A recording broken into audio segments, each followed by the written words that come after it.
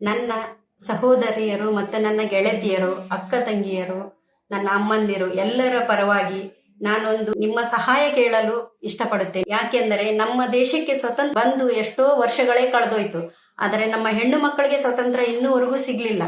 ಯಾಕೆ ಅಂತ ಅದು ನಿಮ್ಗೂ ಗೊತ್ತು, ನಮಗೂ ಗೊತ್ತು. ಯಾಕೆಂದ್ರೆ ನಾವು ಎಲ್ಲೂ ಪ್ರತಿಭಟಿಸಲ್ಲ, ಎಲ್ಲೂ ಅನ್ಯಾಯ ಆದಾಗ ಎದ್ ನಿಂತು ನಾವು ಪ್ರಶ್ನೆ ಮಾಡಲ್ಲ. ಅದೇ ನಮ್ಮ ವೀಕ್ನೆಸ್ ಆಗಿ ಹೋಗಿದೆ. ಅದಕ್ಕೋಸ್ಕರ ಈಗ ನಾವೆಲ್ಲರೂ ಸೇರಿ ಹೆಣ್ಣು ಮಕ್ಕಳಿಗೆ ಒಂದು ನ್ಯಾಯ ಕೊಡಿಸೋಣ ಅಂತ ಬೆಳ್ತಂಗಡಿಯಲ್ಲಿ ಡಿಸೆಂಬರ್ 16ರಂದು ನೊಂದ ಹೆಣ್ಣು ಮಕ್ಕಳಿಗೆ, ಅಂದ್ರೆ ಅತ್ಯಾಚಾರಕ್ಕೆ ಒಳಗಾಗಿ ಸತ್ತೋದವ್ರಿಗೆ, ಕೊಲೆ ಮಾಡಿದವ್ರು ಯಾರಂತ ಗೊತ್ತಿಲ್ಲ ಅಂತ ತುಂಬಾ ಅನ್ಯಾಯಗಳು ಅಲ್ಲಿ ಆಗಿದವೆ ಅಂತ ಕಣ್ಣಿಗೆ ಬಂದ ಮೇಲೂ ಸುಮ್ಮನೆ ಕುತ್ಕೊಂಡ್ರೆ ಅದು ಹೆಣ್ಣು ಮಕ್ಕಳ ಜಾತಿಗೆ ಅವಮಾನ ಅಂತ ಅನ್ಸುತ್ತೆ.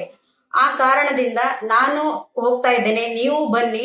ಯಾಕಂದ್ರೆ ಎಲ್ಲಾ ಕಡೆ ರೇಪ್ ಆಗಿದಾವೆ, ಮರ್ಡರ್ ಆಗಿದಾವೆ, ಅವರನ್ನು ಹಿಡಿದಿದ್ದಾರೆ, ಇವರೇ ಅಪರಾಧಿ ಅಂತ ಹೇಳಿದ್ದಾರೆ. ಇಲ್ಲಿವರೆಗೂ 13 ವರ್ಷಗಳು ಕಳೆದೋದ್ವು.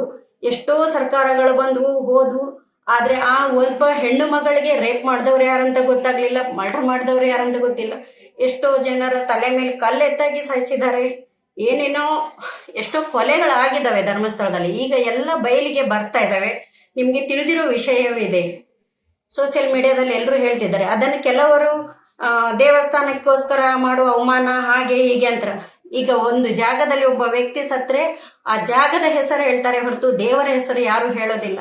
ಹಾಗಾಗಿ ನಾವು ಮಂಜುನಾಥನ ಭಕ್ತರೆ, ನಾವು ಮಂಜುನಾಥಗೋಸ್ಕರನೇ ಕೈ ಮುಗ್ದಿದ್ದೇವೆ, ಏನೋ ಪ್ರಾರ್ಥನೆ ಮಾಡಿದ್ದೇವೆ, ಎಲ್ಲ ಕೇಳಿದ್ದೇವೆ. ಆದ್ರೆ ಆ ದೇವರಿಗೋಸ್ಕರ ನಾವು ಯಾವತ್ತೂ ಅನ್ಯಾಯದ ಮಾತನ್ನು ಹೇಳ್ತಾ ಇಲ್ಲ. ಅಲ್ಲಿ ಆಗಿರುವ ಅನ್ಯಾಯದ ಬಗ್ಗೆ ನಾವು ಪ್ರಶ್ನೆ ಮಾಡ್ತಾ ಇದ್ದೇವೆ. ಹಾಗಾಗಿ ನೀವೆಲ್ಲರೂ ತಿಳಿದಂಥವರಾದ್ರೆ, ಹೆಣ್ಣು ಮಕ್ಕಳಿಗೆ ನ್ಯಾಯ ಸಿಗ್ಬೇಕು ಅನ್ನೋಂಥವ್ರಾದ್ರೆ ದಯವಿಟ್ಟು ಬಂದು ನಮಗೆ ಸಹಕರಿಸಿ.